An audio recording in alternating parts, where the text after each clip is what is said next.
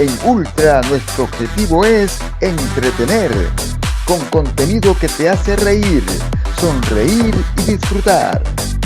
Informar, con noticias y reportajes que te mantienen al tanto de lo que sucede.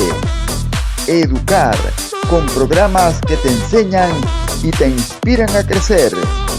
Formar en valores, con historias y testimonios que te acercan a Dios y al prójimo.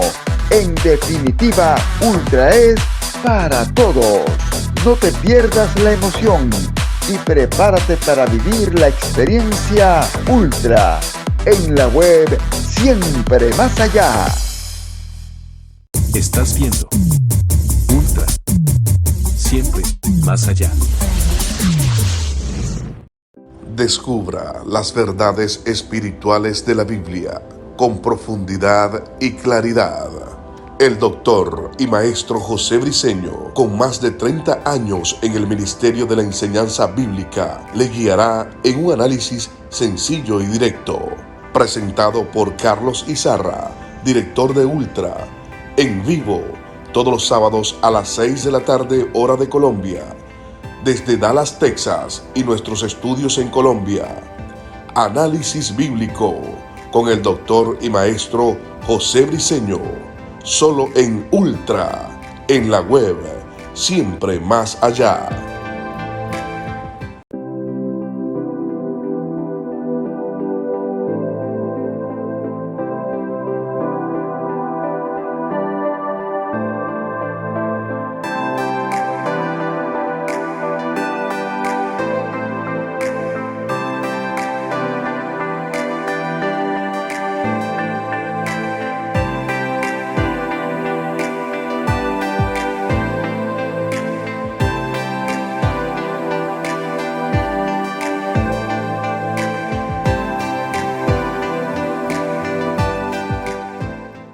Saludos amigos, bienvenidos a Ultra, donde la fe y la razón se unen.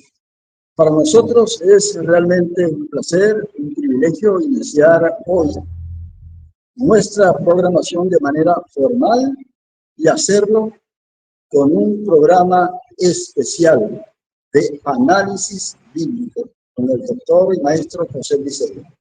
En esta oportunidad no vamos a tratar ningún tema teológico.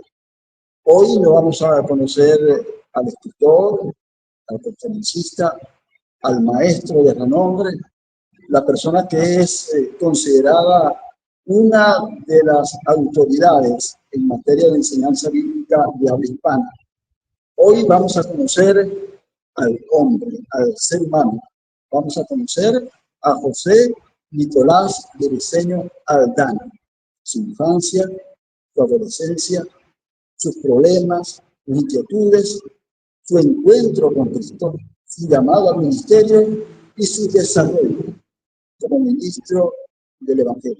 Bienvenido desde Dallas, Texas, doctor y maestro José Briceño. Bienvenido a Ultra. Bendiciones, Carlos. Saludos y una gran bendición. Y esto es una gran oportunidad que nos está dando el Dios eterno, el gran yo soy, nuestro Padre, quien funge como nuestro Padre celestial. Una gran oportunidad que nos está dando el Theanthropos, el término compuesto, Theanthropos, el Dios hombre, la persona de Jesucristo, quien está sentado a la diestra del Padre. Una gran oportunidad que nos da el Espíritu eterno, ese consolador que mora en nosotros, de exponer, de darle inicio a un programa que sé que va a ser de bendición. Esto va a pasar fronteras. Solo, Carlos, la eternidad es la que nos va a revelar a nosotros y nos va a decir o nos va a informar cuán lejos Dios llegó a través de nosotros en este programa. Gracias, Carlos. Carlos Izarra, te doy la bienvenida en el sentido de confiar en ti, la locución. Me han llamado mucha gente para hacer entrevista con el maestro Briceño, pero no he tenido la paz como para darle auge y hacer una sincronía con lo que me han llamado. Pero en el caso de tu persona, te considero un hombre profesional en la locución. Eres un comunicador profesional y de respeto, y por eso te confío el que me hagas la entrevista. Desde el punto de vista en este momento personal, y ya entraremos en el punto de vista teológico. Bendiciones, Carlos, y saludamos a todos los que nos están viendo a través de las redes, en Sudamérica, en Centroamérica, en Norteamérica, en Europa, Asia, Ucrania, aún hasta el continente africano. Nos están viendo en muchas partes del mundo. Carlos, bienvenido. Gracias por todo. Gracias a usted, doctor Briceño. Efectivamente, hace unos días conversaba con Darío Portillo en Venezuela, con el pastor Juan Sánchez acá en el estudio, y le comentaba que nos conocemos hace aproximadamente 46 años. ¿Qué no hemos vivido en 46 años? Permíteme ahora tutear, ¿sí? Va a ser la única vez que lo hago en el programa. Pero queremos, José, que nos hables de tu infancia. ¿Dónde, cuándo naciste? ¿Cómo fue tu infancia? ¿Quiénes fueron tus padres? Mira, José Briceño, el humano. No vamos a ver al maestro Briceño, vamos a ver al José Briceño. Nací 1 de agosto de 1959. Ahora cumplí 65 años. En se puede decir, un barrio humilde de la ciudad de Maracaibo llamado El Manzanillo. Ahí viví, esa fue mi primera casa en mi niñez. Y Venezuela, Estado Zulia. Soy hijo de quien ya él partió, Guillermo Briceño Mateo, e hijo de María Ramona Aldana. Ella vive, mi madre todavía está viva. Allí nací, en la ciudad de Maracaibo, en el barrio El Manzanillo, en el año 1959, 1 de agosto. Ese fue mi primer nacimiento, porque mi segundo nacimiento en el espíritu, eso tiene otra fe. Ese fue mi nacimiento. Cuando usted dice que en un hogar humilde, ¿a qué se refiere? Sí, indiscutiblemente. Un hogar muy, muy pobre, sí. Vivimos en los momentos muy duros, muy difíciles, porque José Briceño, yo nací con una hembra, yo soy morocho con una hembra, se llama Fanny Briceño, y el mayor se llama Freddy Antonio Briceño, que me lleva 2 años. 3 hijos, de un padre y una madre, del mismo padre, la misma madre, pero es degradante decirlo. A mí a veces no me gusta tocar estas cosas por razones ajenas, que no quiero entrar en detalles, por ende ajenas, porque eso no estaba en mi voluntad. Fui abandonado de una madre. Mi padre, te cuento que mi padre nunca me abandonó, porque nunca vivió con nosotros. Para el poder decir que mi padre me abandonó, es que él estuvo y se fue. No, él nunca estuvo con nosotros.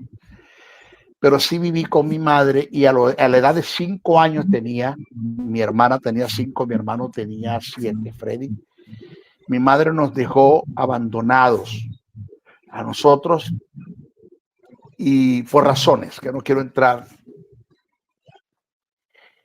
2 años después me consigue mi abuela, que es la madre de mi madre, mi abuela materna, nos consigue a los 3 donde nos dejaron abandonados.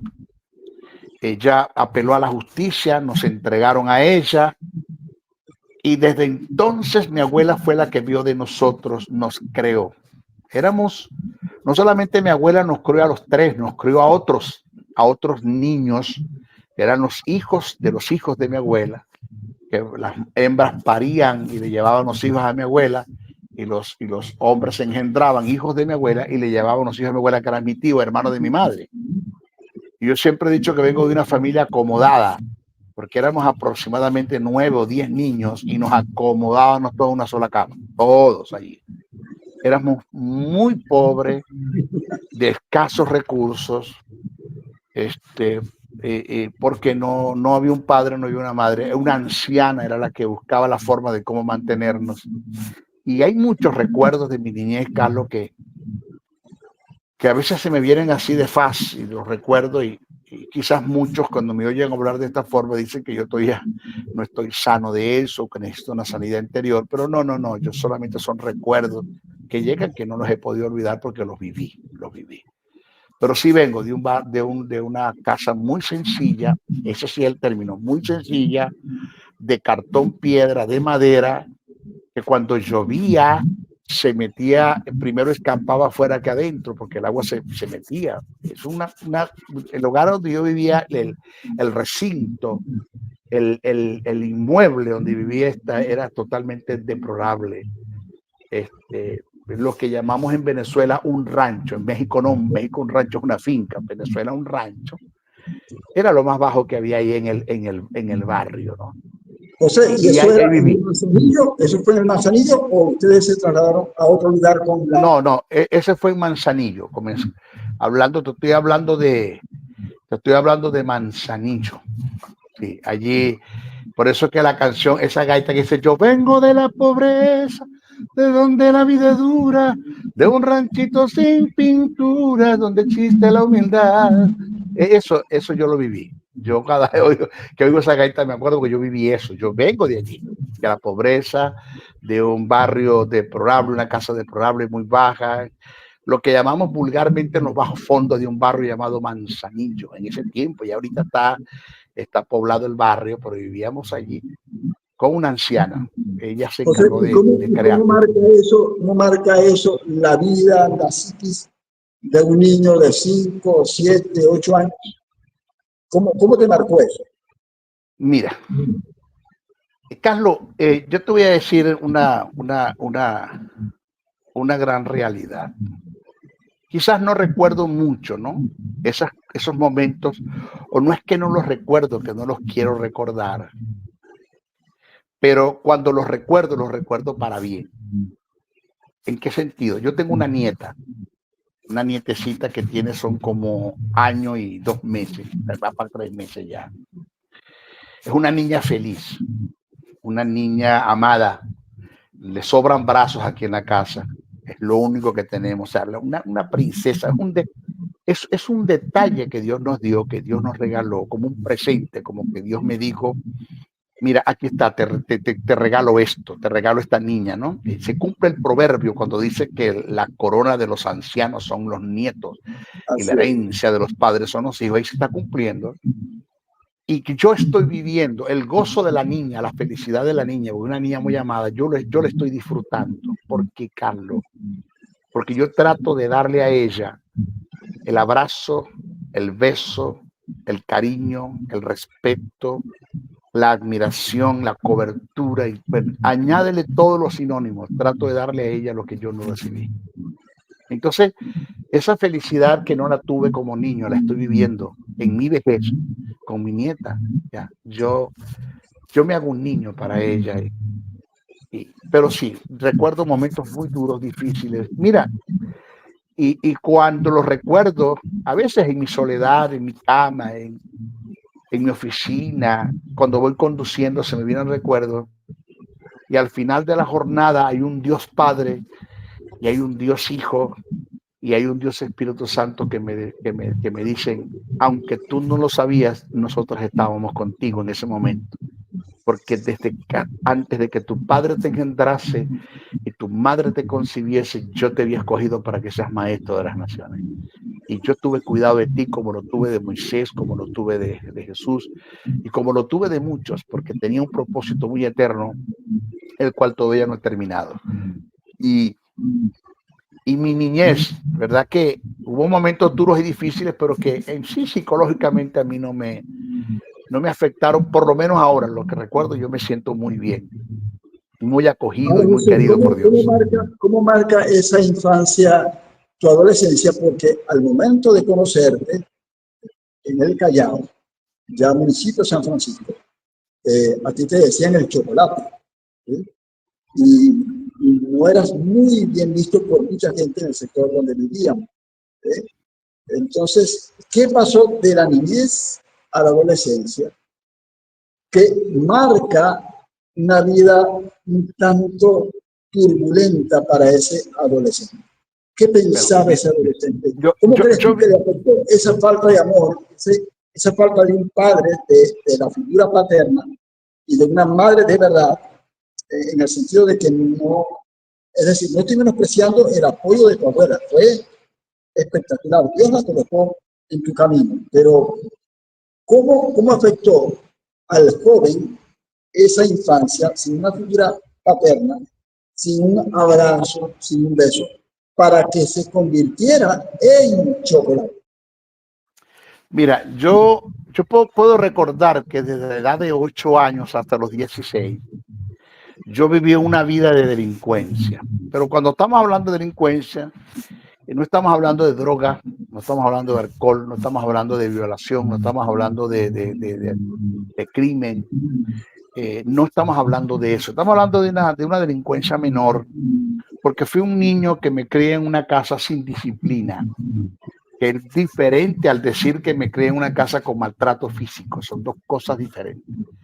El maltratar a un niño no es disciplinarlo, eso no es disciplinarlo, eso no es corregirlo, eso no es instruirlo.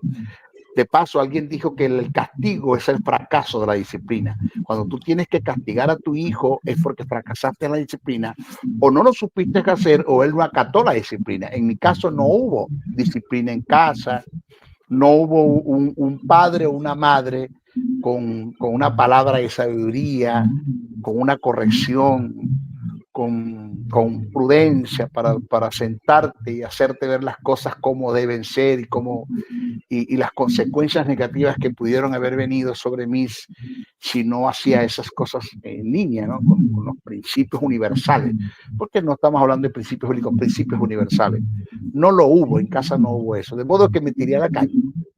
De la edad de 8 años hasta los 16 años que fui confrontado y que me conseguí con la persona de Jesucristo, que después vamos a hablar de eso, hasta los 16 años yo vivía en la delincuencia. No era querido, era muy despreciado.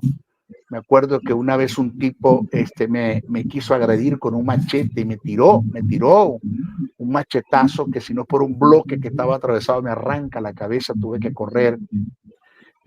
Yo era una persona que hurtaba, entiéndase lo que es hurto, robaba, entiéndase lo que es robar, que hay una gran diferencia entre la una y la otra.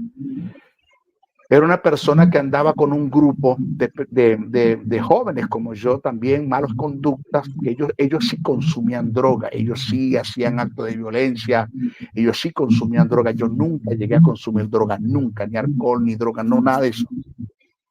Pero me la mantenía con ellos. Era una persona mala conducta. Por mí nadie daba un centavo, no tenía valores.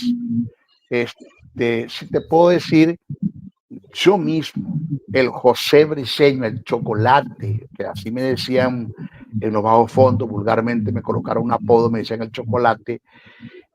Yo mismo no percibía que tenía valores. Vivía en un complejo de inferioridad, de autodepreciación, de baja estima. Yo mismo veía que no tenía futuro, que no tenía un porvenir, que no tenía una vida segura. Yo mismo veía una muerte prematura en mí por el camino que llevaba, pero a Dios gracias. Por eso es que yo no tengo cómo pagar, es que no lo hay. Agradecer ese momento, que podemos hablar de eso más adelante, como Dios se apareció a mi vida y cambió a la persona del chocolate, la cambió, la disciplinó, formó un carácter, trató con él, me brindó su amor, me brindó su compasión, su misericordia, su gracia, su perdón, me regeneró, me hizo su hijo y le dio sentido a la vida. Por eso cuando hay una canción que Dani Berrío canta, yo la oigo y lloro. Carlos, lloro, no me la ponga. Razón de vivir me diste cuando yo no tenía. ¿Cuándo se da ese punto de inflexión? ¿Cuándo se da el punto? ¿Cuál fue el momento? ¿Quién fue la persona que Dios puso en tu camino para decirte, espera, chocolate? Hay un camino, hay una verdad, hay un momento para el que tú has nacido. O sea, ¿cuál fue ese momento que marcó un antes y un después? y dejaste de ser Chocolate y te convertiste en José Briceño. ¿Cuándo ocurrió este momento? Eso fue, Carlos, un 18 de mayo de 1976, martes. Eso no se me olvida nunca. 18 de mayo de 1976, era martes, 8 de la noche. Estaba en la esquina de mi casa. Ya yo vivía en un barrio llamado El Callao, en la calle 6 con avenida 4. En toda la esquina ahí vivía yo, en el municipio de San Francisco. Y ahí estaba en la esquina, paradito, esperando a ese grupo que se la mantenía conmigo o me la mantenía con ellos. Ese día íbamos a cometer un atraco, un hurto, un robo en una casa. Ya la teníamos fichada y todo. Teníamos el cómo íbamos a entrar y todo. La casa estaba sola.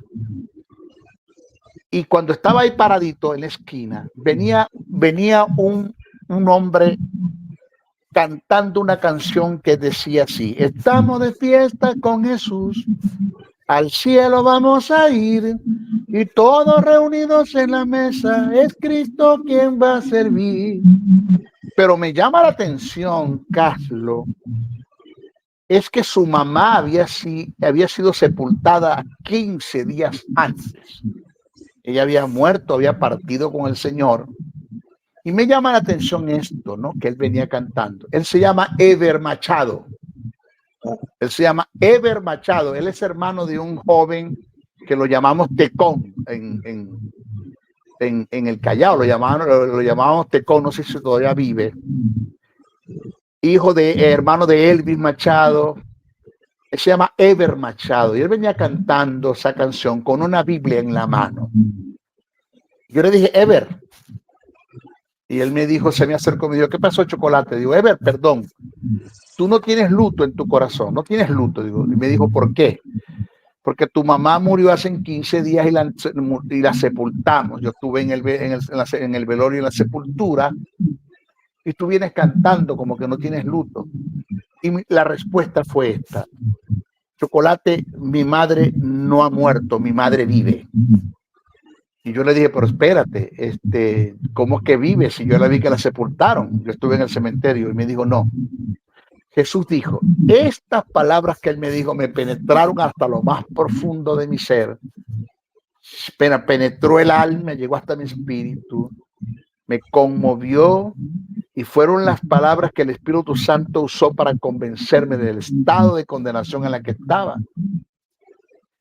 Y me dijo, Chocolate, Jesús dijo, yo soy la resurrección y la vida. El que cree en mí, aunque esté muerto, vivirá. Chocolate, Jesús dijo, he aquí yo soy el que vivo y el que estuve muerto y el que vive ahora por los siglos de los siglos, y tengo las llaves del Hades y de la muerte. Cuando él me dijo eso, yo empecé a sollozar. Hubo un compungir en mí, empecé a sollozar. Y él se me acerca y me coloca la mano en el hombro, cosa que nadie había hecho ni nadie hacía. Me coloca la mano en el hombro y me dijo, Chocolate, quiero decirte algo. Yo le dije, dime. Jesús te ama. Te ama tanto que Dios te ama. El creador del universo te ama. Y te ama tanto que envió a su hijo a morir por ti. Y Jesús te ama, que entregó su vida por ti. Cuando él me dijo eso, me desarmó, porque mis oídos no estaban acostumbrados a escuchar te amo. Nadie. Carlos, de mí se decían las cosas más despectivas, el maldito, el desgraciado, todas las palabras obscenas y despectivas y peyorativas, perdón, y degradantes que se podían decir de mí, era lo que mis oídos estaban acostumbrados a escuchar. Cuando él me dice esta palabra, Dios te ama, Jesús te ama, ya me desarmó y empecé a llorar. Y le dije, Eber, después de esta vida hay otra. Me dijo, sí. Y me dijo, y yo le dije, la quiero tener, acepta el plan de salvación. Y esa noche ahí, enfrente de mi casa, hice la oración del pecador. Y eso fue un martes. El domingo en la mañana, en la noche, fui al culto de una iglesia que está a 100 metros a una cuadra de mi casa, donde yo vivía, que se llama Estrella de la Mañana. Estrella de la Mañana. Pastoreaba era Melitón Lugo. Y esa noche había un hombre predicando una palabra llamado Pineda, de apellido Pineda, el padre de la pastora María Pineda. Y él predicaba y decía: aquí hay muchos Lázaros que están muertos y Cristo los quiere resucitar y desatar. Cuando yo diga Lázaro, levántate y anda. Y cuando él dijo Lázaro, levántate y anda, yo me levanté y levanté mi mano en público, porque ya lo había hecho el día martes, pasó miércoles, jueves, viernes, el sábado y el domingo. 5 días después lo hice en la iglesia en público. Eso fue 18 de mayo de 1976. No se me olvida que habían 2 ancianos frente de la congregación, sentaditos ahí en un abasto que llamaba Morillo, Abastos Morillo, en toda la esquina. 2 ancianos. Y cuando salí de la iglesia, la gente dijo: chocolate se metió evangélico, chocolate se metió evangélico. Y las expresiones de esos 2 ancianos fueron estas, porque las escuché. Uno dijo: ¿y que te metiste evangélico, chocolate? Y yo le dije: sí. Me dijo: no, vos no te metiste evangélico, vos lo que fuiste a ver que hay en la iglesia para robarte. Y el otro dijo estas palabras: no te doy 6 meses en el evangelio. A Dios gracias, no me robé nada. Y a Dios gracias, tengo 47 años de haber conocido el evangelio. No duré 4 meses, tengo 47 años de haber conocido el evangelio.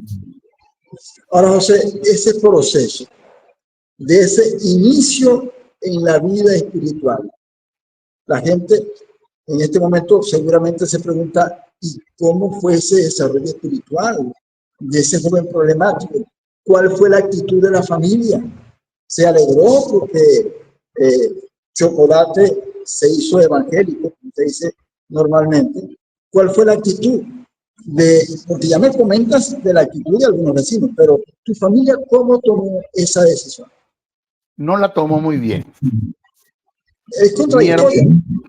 No la tomó bien, porque mi hermano mayor, que él tenía problemas también de conducta, mi hermano mayor, problemas de consumir droga,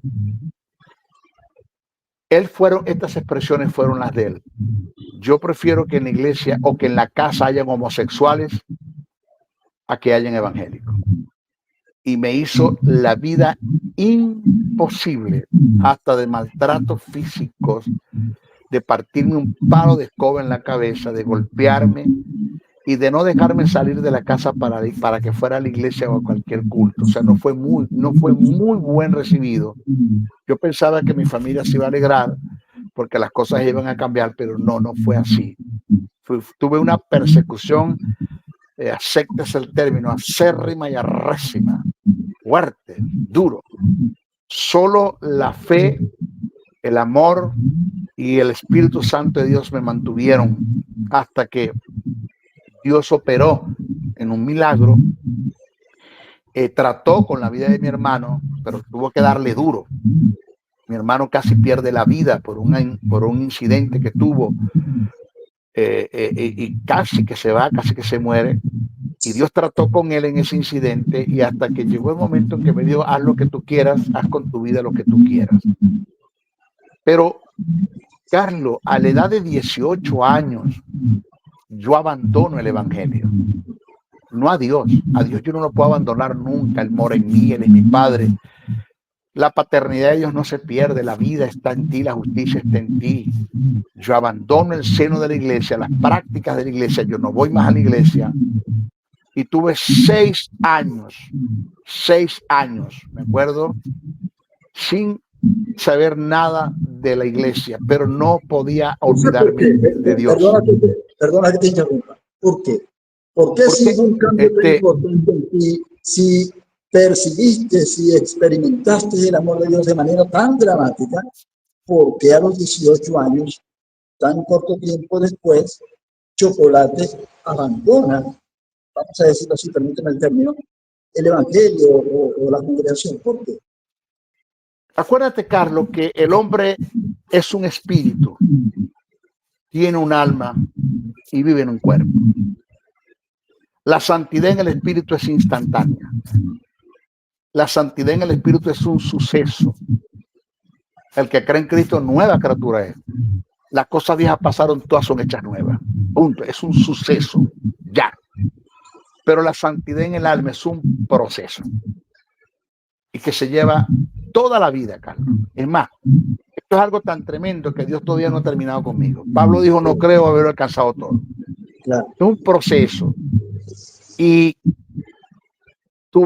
sucedió o se dio algo en una de las congregaciones, uno de los líderes donde yo asistía, hizo algo que no quiero entrar en detalles y que digo, por inmadurez tomé la decisión de abandonar el seno de la iglesia. Digo por inmadurez, porque si me lo hacen ahora, no me voy. No sé, por favor, que me lo han hecho.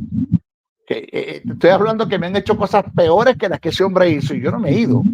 Yo me he mantenido porque ya tengo un carácter formado. Dios no tiene culpa de lo que los hombres hagan. Pero yo tomé la decisión de irme de la iglesia por algo donde fui acusado de un pecado que yo sé, como Dios sabe, como el diablo sabe, que yo no lo hice. Pero fui expulsado, disciplinado, execrado, botado, señalado. ¿Qué nos dijeron de mí? ¿Qué nos dijeron de mí? Y eso me llevó a estar 6 años fuera de la congregación, cosa que si me la hacen ahora no lo hago. Porque tú dijiste por qué, es por mi inmadurez, por la inmadurez. No tenía un carácter. Consecuencias de ese periodo de alejamiento. Muchas consecuencias muy negativas, consecuencias muy trágicas. Enfermedades, desajustes, pérdidas, de todo, de muchas. Aprendí, o sea, la vida se convirtió o pasó a ser una universidad para mí, porque yo siempre lo he dicho que cuando no aprendo por lo que está escrito en el texto sagrado, por la dirección del Espíritu Santo, entonces es cuando la vida es la que se va a convertir en una universidad y vas a aprender de ella muchas cosas. Porque Dios tiene un solo agente para enseñarte, que es el Espíritu Santo. Pero el Espíritu Santo tiene 3 elementos que son para enseñarte, que son los dones espirituales, los dones ministeriales y la palabra. Pero cuando tú no aprendes con ninguna de esas 3, entonces la vida es la que te va a enseñar. Y cuando vas a regresar a Dios, Señor, he aprendido. ¿Qué aprendiste? Esto y esto. ¿Dónde lo aprendiste? En la vida. Pero si la Biblia dice eso. Si tú hubiese ido al texto sagrado, no tenía necesidad de irte a la vida para aprender esas cosas. A Dios gracias que aprendí y estoy vivo. Porque hay quienes han aprendido y lo que aprendieron no les sirvió para nada, porque perdieron la vida. Aprendieron y perdieron la vida y de nada les sirvió. ¿Cómo fue ese regreso? No sé si tú te acuerdas de una hermana llamada Joen Serpa. Vivía por tu casa, de la cancha de la 8, como a 2 cuadras abajo, hijo de Edinson, la mamá de Edinson, la mamá de Carlito, esposo de Adolfo, la esposa de Adolfo, una anciana ella. Yo venía con un 4, ¿sabes? Que yo soy profesional en 4, yo toco el instrumento del 4. Y me la mantenía con 4 para arriba y para abajo. Y en esa noche que yo venía por la acera de su casa, ella me llamó, ella me quería mucho, ella partió ya con el Señor, oraba mucho por mí. Y me dijo, chocolate, ven acá. Y yo me acerqué a la cerca. ¿Cómo estás, señora Joen? Y me dice, Chocolate, hay un predicador que vino de los Estados Unidos y yo quiero que tú lo vayas a conocer. Y me lo dijo con tanto amor, con tanto cariño, con tanto respeto, que yo le dije, yo vengo para acá, para su casa a las 6 para que me dé el empujón hasta el sitio. Digo, sí, vente, que aquí hay un colectivo que nos va a llevar hasta allá, lo que llamamos un autobús, muchas partes lo llaman guagua. Y efectivo, fui a las 6, sí, cuando fui era en el barrio La Polar, la iglesia que pastoreaba Nicolás I, el gran samaritano. Allí dieron una actividad y el predicador predicó una predicación que decía nuestra posición en Cristo Jesús. Predicador se llama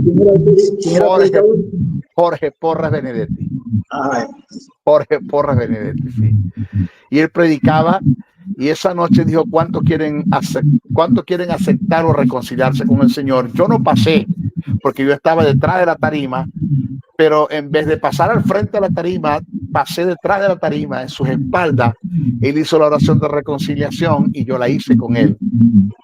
Eso es 6 años después, tenía 24 años cuando hice eso. Hasta el día de hoy, yo no he tenido más regreso, hasta el día de hoy. Tuve 6 años sin actividad.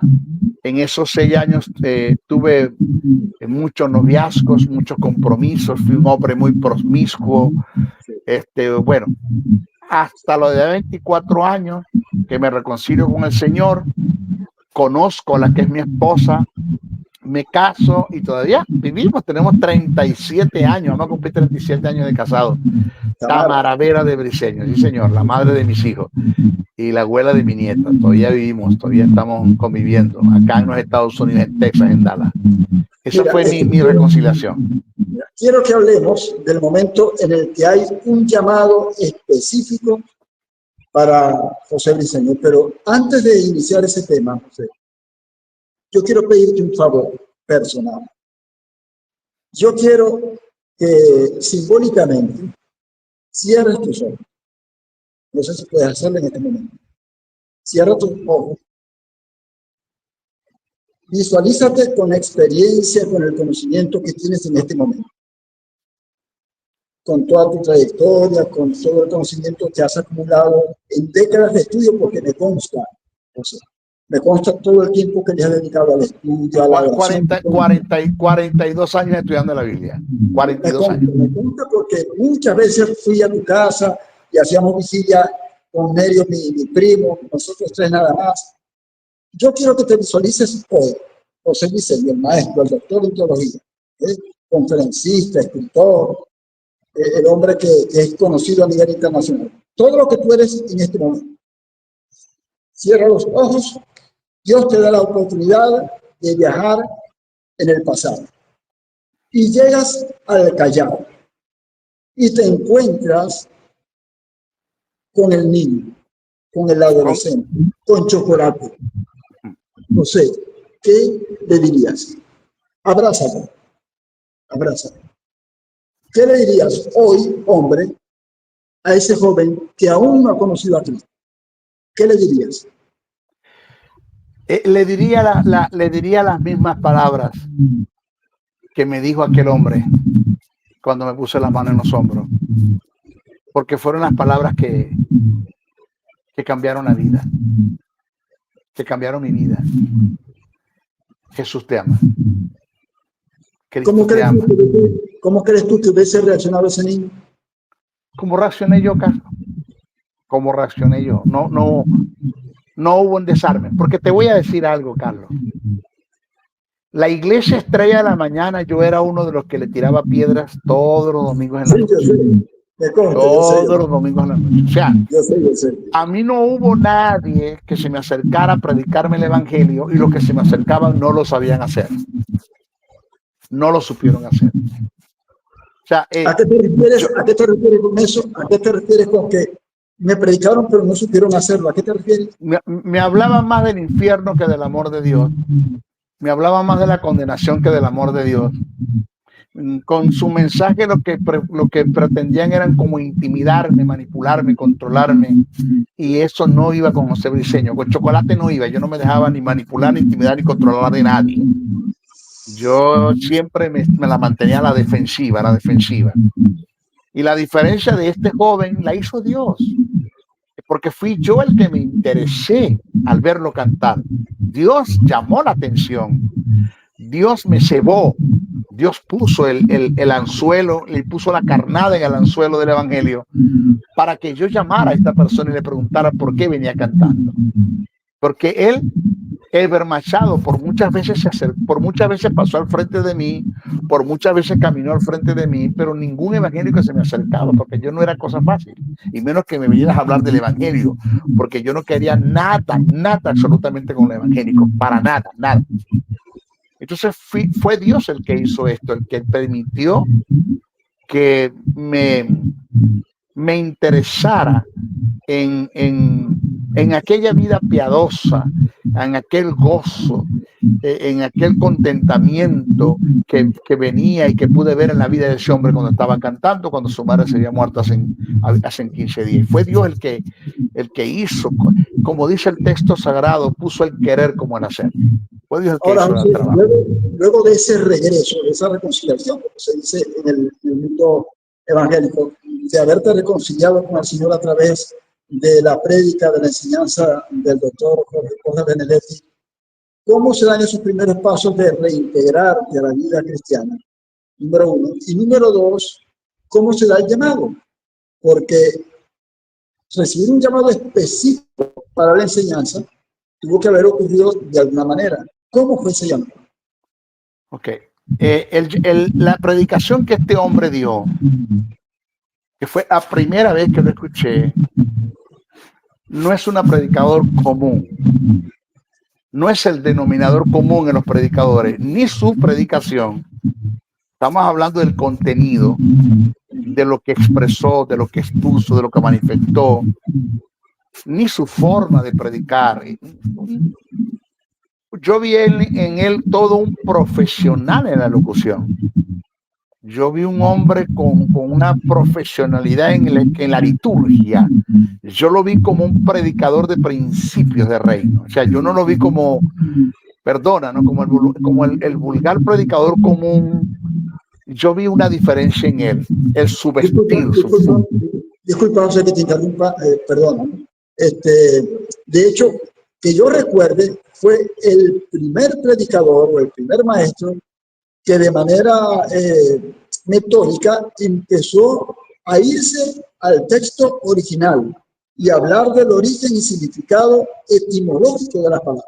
Hasta donde yo recuerdo fue el primero que lo hizo. Y eso por eso es que yo vi la diferencia en él, que no la vi en nadie, pero era el emanar, el don de maestro que ese hombre tenía, que estaba como compaginándose con el don de maestro que Dios tenía conmigo. Algo así como identifícate con lo que vas a hacer. Y una vez que yo escuché a ese hombre, la primera vez que me reconcilié, me acuerdo que él se quedó 15 días, esa fue la primera noche, y yo le hice un seguimiento en los 15 días para la iglesia donde él iba. Desde ese día que me reconcilié hasta el día que él me llama para que trabaje con él. Porque yo seguí a Jorge Porras 12 años, 6 años en sus actividades, el cual aprendí muchísimo. Me hizo entender que en la Biblia había mucha información que no la había escuchado ni siquiera de mi pastor, de nadie. O sea, había mucho que aprender, mucho. Me enseñó la responsabilidad, la entrega, la abstinencia, el compromiso, la lealtad, la consagración, el apartarse para indagar las escrituras. Me enseñó y me hizo entender que la Biblia no es un libro de lectura, que es un libro de estudio, que la Biblia se lee para estudiar. Me enseñó a no ser un vulgar predicador que entra en el terreno del hiperliteralismo, donde dice lo que la Biblia dice. Me enseñó a no ser un vulgar predicador que entra en el terreno de la exégesis, que es cuando le doy a la Biblia mi propia interpretación. No, me enseñó a hacer exégesis bíblica, que es conseguir el contenido del texto sagrado, que es lo que la Biblia quiere decir. Entonces yo lo seguí 6 años. 6 años y anotando y tomando nota. Puedo decir que un 20, un 30% de lo que sé se lo debo a él. ¿Ya? Y él un día se me acercó y me dijo, quiero que hables con tu pastor, porque tráeme a tu pastor que quiero hablar con él. Cuando yo le llevé a mi pastor, en ese tiempo era Ángel Cecilio Bravo. Él partió con el Señor. Bravo ya murió hace 2 años. Partió con el Señor. Bravo fue y habló con él, y él lo que le dijo fue, quiero que me entregues a este muchacho o me entregues a Briceño para entrenarlo, porque él tiene un ministerio muy grande. Y Bravo dijo, llévatelo. Desde entonces empecé a trabajar en el equipo de codo a codo, tolete a tolete, al lado de Jorge Porras Benedetti. Todo lo que me mandaba a hacer, hasta vine a Nueva York a hacer una actividad que él me envió porque tenía visa americana. Yo recuerdo. Entonces, trabajé 6 años más con él. De los 6 que lo seguí externamente, tuve 6 años internamente con él. Hasta el día que fui ordenado al ministerio y fui enviado al ministerio. Resulta, te cuento.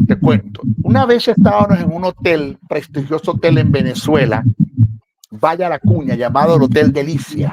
No sé si te acuerdas. Claro. Y estábamos en una actividad. Él estaba ministrando, yo estaba a su mano izquierda y a su mano derecha estaba, creo que era José Ceballo, que estaba a su mano derecha. Y estábamos todos con los ojos cerrados porque estaba ministrando. Y escuché una voz que me dijo 3 veces, José, José, José. Cuando yo escucho la voz, yo abro los ojos porque creo que es él el que me está hablando. Y yo no, está orando. Y vuelvo a cerrar los ojos y me acordé de Samuel y Elí, ¿te acuerdas? Claro. Cuando Samuel fue llamado por Dios, fue a Elí, y Elí le dijo, no, es Jehová el que te llama. Todo lo estaba haciendo el Espíritu. Y cerré mis ojos y me dijo estas palabras. Así como el espíritu que estaba en Elías cayó sobre el de Eliseo, el don ministerial que yo he puesto en mi siervo lo he puesto en ti, tú eres maestro de mi palabra. Yo empecé a sollozar y a llorar, porque eso es mucho con demasiado.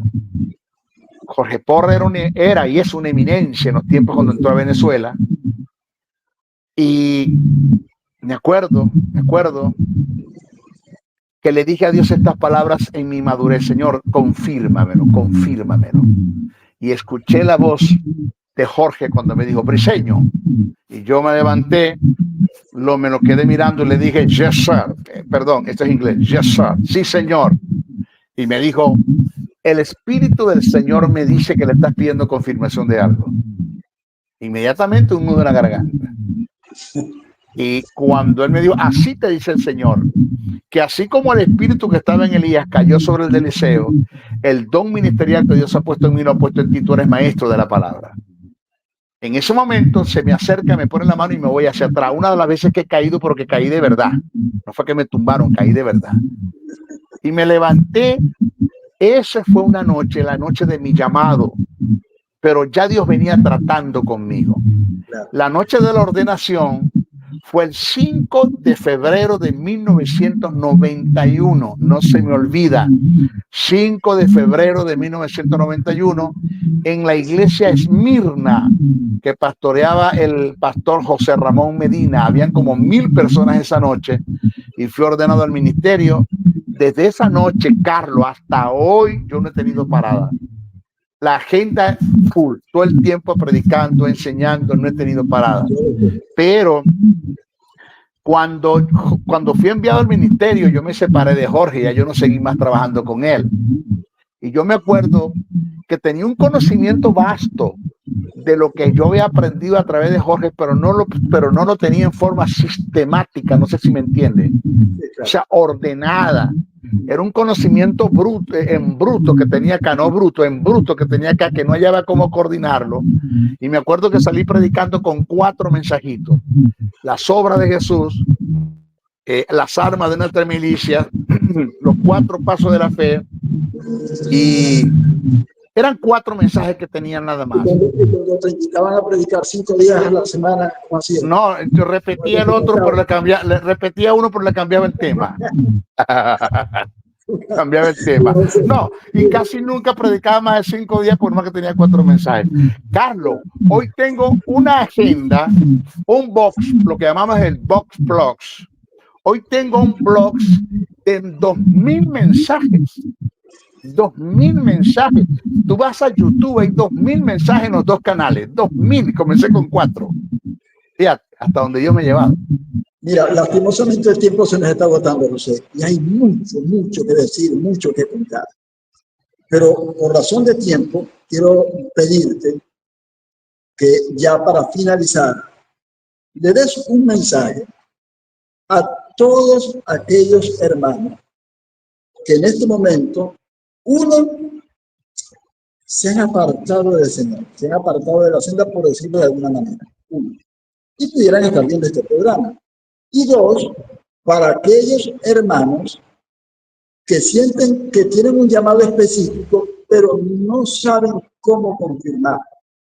Y tercero, para aquellos que saben que tienen un ministerio, pero no saben cómo prepararse.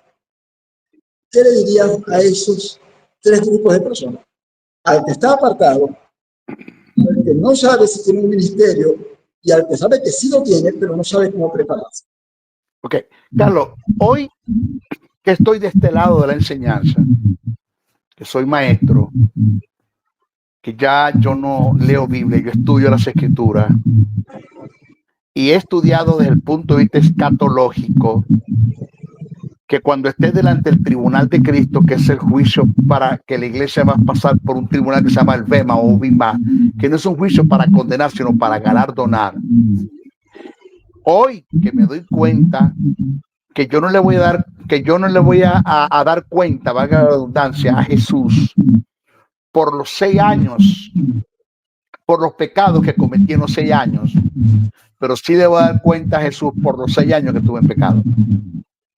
Porque el pecado Él me lo perdonó, pero los 6 años que tuve en pecado Él no me lo va a pasar por alto, porque fueron muchas las cosas que Él pudo haber hecho conmigo en esos 6 años y no hizo por mi negligencia. Entonces, hoy que estoy de este lado, que lo he estudiado, que entiendo el valor que hay en el tiempo, lo que llaman el cronos, que es el tiempo que el tiempo de los hombres, que se define en segundos, en minutos, en horas, en días, en semanas, en meses, en años, en decenios, en quinquenios, en milenios, en siglos, que ese es el cronos, que es tan importante que seamos administrador de los cronos para que Dios cumpla sus kairos en nosotros, que es el tiempo de Dios ajustado y específico a la perfecta voluntad de Dios. Porque yo le digo, Señora, cumple tus kairos en mí. Dios me puede decir, administra los cronos, porque hasta que tú no te enseries en los cronos y entiendas que debes tener sentido de traslado, que fuiste trasladado de las tinieblas a la luz, que nada hace en las tinieblas,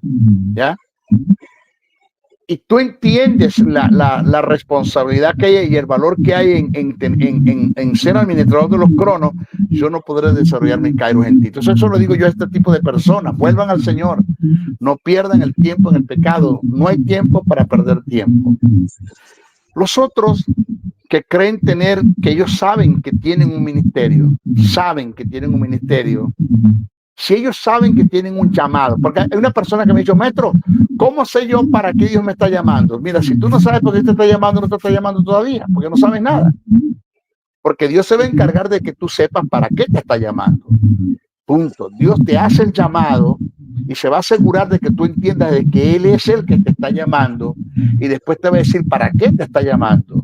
Entonces, si tú crees que Dios te hizo un llamado y tienes un llamado de Dios, pues tienes que esperar la confirmación de ese llamado, porque Dios llama y confirma, y después que confirma, Dios prepara, después que Dios prepara, Dios envía para el ministerio. Y los otros que ya te la respondí, que no saben a qué Dios lo está llamando, pues si no saben es porque Dios no está llamando a nada, porque no lo saben. Tienen que tener mucha paciencia, y si es que tienen un llamado de parte de Dios, oído, que es el llamado más honroso de este mundo, después del llamado a la salvación, el llamado al ministerio es una honra, un privilegio. Pero si Dios no te está llamando a nada, mejor quédate vendiendo papas, no te metas en este asunto, porque esto no es nada fácil. José, mira, lastimosamente el tiempo se nos agotó, pero quiero reiterarte mi alegría por iniciar formalmente la programación de Ultra contigo, a tu lado, con este programa especial de análisis, conociendo al ser humano, al hombre. De verdad, gracias, José, por tu cariño, por tu amor, por tu apoyo. Y para nosotros en Ultra realmente es un honor tenerte acá en nuestra programación. Realmente es así. Y a través de este programa, pues, saludar a Tamara y saludar a tus muchachos, a Gabriel y a Gabriela y a la bebecita. Esto es algo muy personal, pero realmente quiero agradecer todo tu apoyo, José, todo tu cariño.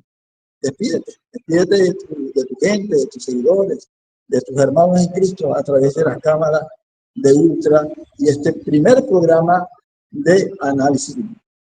Bueno, Carlos, gracias por la invitación que me has hecho. Gracias por el inicio de este programa. Ya el próximo programa vamos a tocar vamos a impartir un conocimiento que tampoco tiene que ver con teología, es lo que llaman la hermenéutica sagrada, que es de suma importancia para poder entrar en el mundo de la teología. Si tú no conoces la hermenéutica, no puedes entrar en el mundo de la teología. Para nuestro próximo programa. Gracias, Carlos. Me despido hasta nuestra próxima oportunidad. Y como siempre he dicho, bendiciones, bendiciones, bendiciones. Bueno, señores, ha sido el maestro y doctor en la palabra José Briceño en este programa especial de análisis bíblico. A todos ustedes, gracias por la sintonía. Jehová les bendiga y les guarde y será con la presencia del Señor hasta una próxima oportunidad.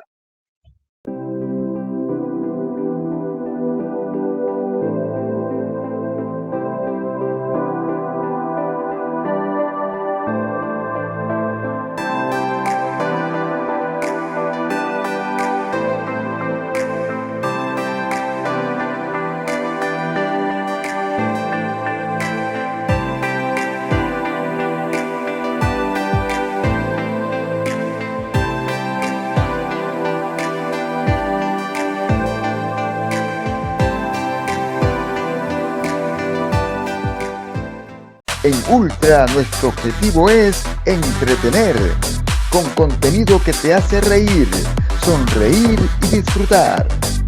Informar, con noticias y reportajes que te mantienen al tanto de lo que sucede. Educar, con programas que te enseñan y te inspiran a crecer. Formar en valores, con historias y testimonios que te acercan a Dios y al prójimo. En definitiva, Ultra es para todos. No te pierdas la emoción y prepárate para vivir la experiencia Ultra en la web Siempre Más Allá.